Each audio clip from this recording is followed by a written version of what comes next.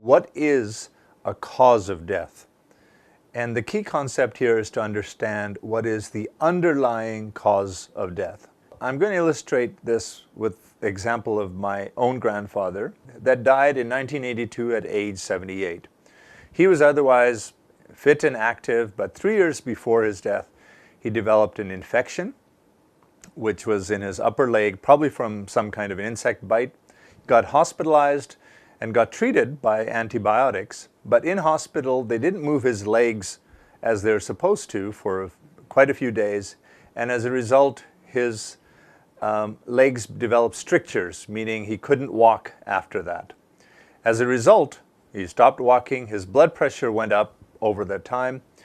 My grandmother didn't like him taking any pills, so he didn't take many of the pills for blood pressure. And then when he was in Bombay, he had a massive stroke and died just the next day. So in this case, what is the underlying cause of death? Now, you could argue a variety of things. Was it the infection in the first place? Was it the neglect that he got in the hospital of not being able to move his legs, or even his wife neglecting to push his blood pressure pills? Or was it the stroke? Well, when we talk about underlying cause of death, we use the standard that the World Health Organization has, which is the International Classification of Diseases, or ICD. And that says the cause of death is the one that contributed directly to the death in a reasonable time period. So in his case, the cause of death was stroke. The contributory factors, or antecedent factors, which are also listed on death certification, included the fact that his blood pressure was up, that he didn't have control, that he had partial paralysis because of social neglect or medical neglect in the hospital. So the key understanding feature here is to code the cause of death as the underlying factor. What disease process, if it were removed, would mean that he would not have died? And in this case, had he not developed stroke, then he would have not died, at least at that time period. So let's look at some other famous examples of the importance of cause of death. One is the famous singer Jim Morrison, was the lead singer of The Doors, a very famous band in the 1960s. And Jim Morrison died in 1968 in Paris, and his official death certificate said, as a cause of death, cardiorespiratory arrest. Now, what do you think of this? Well, there's an obvious problem there, right? Everyone dies of cardiorespiratory arrest. In the end, your heart stops or your lungs stop, and that what in the end kills you. What the death certificate didn't list is what were the reasons for that. And of course, there's been a fair amount of rumors because this death certificate was not filled out correctly by the French doctor.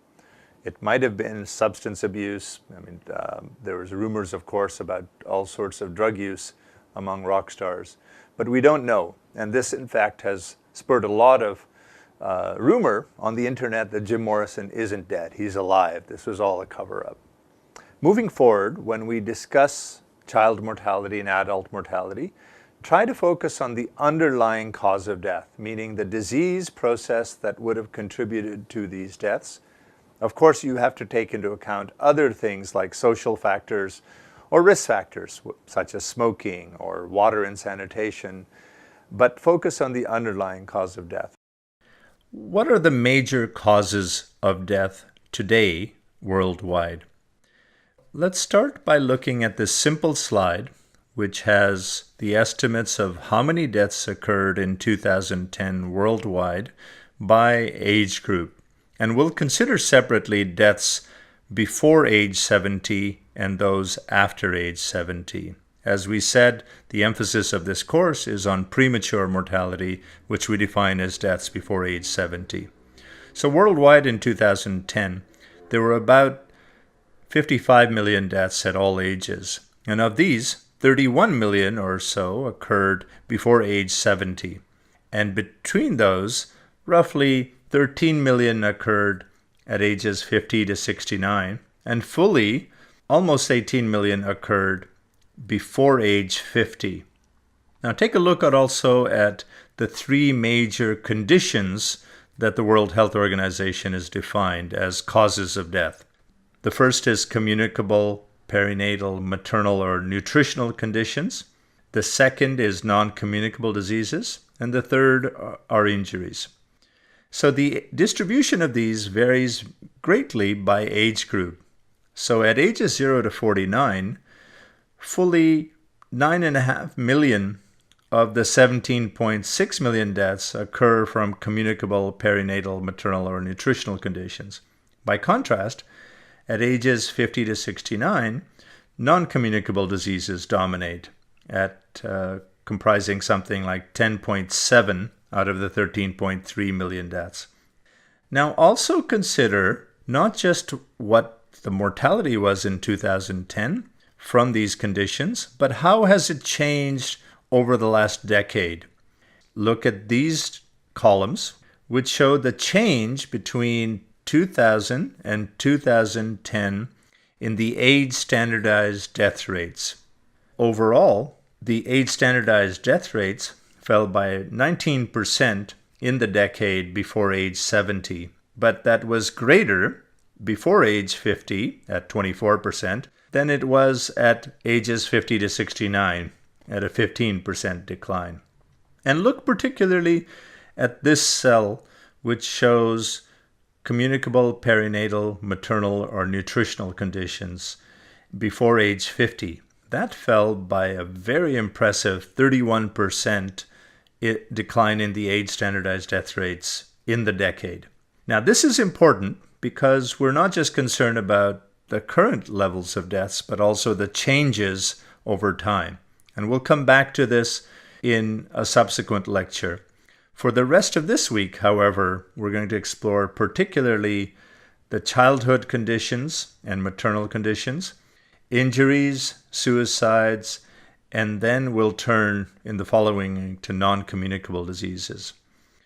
The really important point to note here is that some of these diseases are changing very rapidly, and understanding those changes can also give you a sense of what can be done to accelerate mortality declines.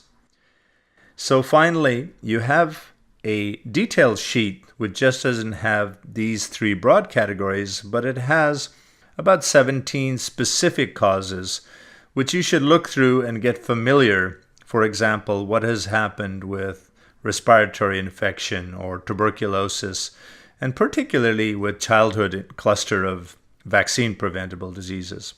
This will be useful when we return to the 2030 scenario in the last week of the course.